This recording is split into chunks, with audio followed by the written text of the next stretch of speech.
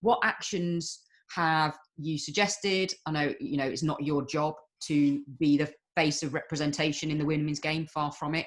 But, having different lived experiences to, some of your white professional colleagues, how have you been able to use your voice, use your experiences to try and influence that representation?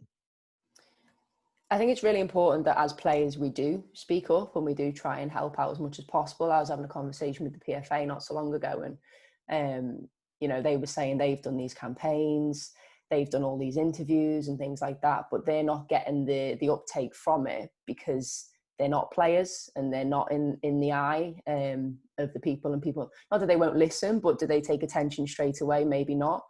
So I think it's really important that myself and other Black players take a little bit of a stand as such, and just stress how important it is that we feel that we're part of a whole community, rather than playing as a Black player in a white team, because that's what I've done for most of my career. I've played around white players, and there's nothing wrong with that, but if there was some diversity and some culture, I think it just makes it for a better environment for everybody. So moving forward, like I had discussions with them about programs to kind of get all the players in the league together and make a quite a powerful statement as such that these are your role models, this is what you're looking at, and it's a small number. And I think that in itself is quite powerful to show that there's not actually that many Black players represented at the top elite level of female sport.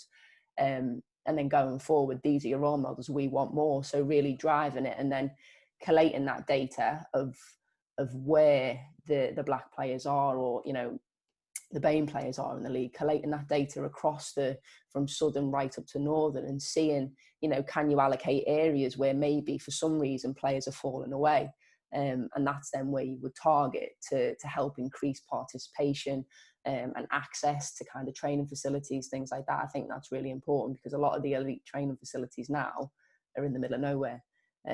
You can't get to them, and if you're like what I was when I was younger, I had no car to get places. I relied on my mum and things like that. But if you've got parents who haven't got the time to take you to these places, again, if you're falling back into these kind of categories, into these poorer backgrounds, if you can't get to training, that for me is where it all starts, right at the bottom. Before we even look at getting all these elite players in, we have to get girls being able to get to training as a start point.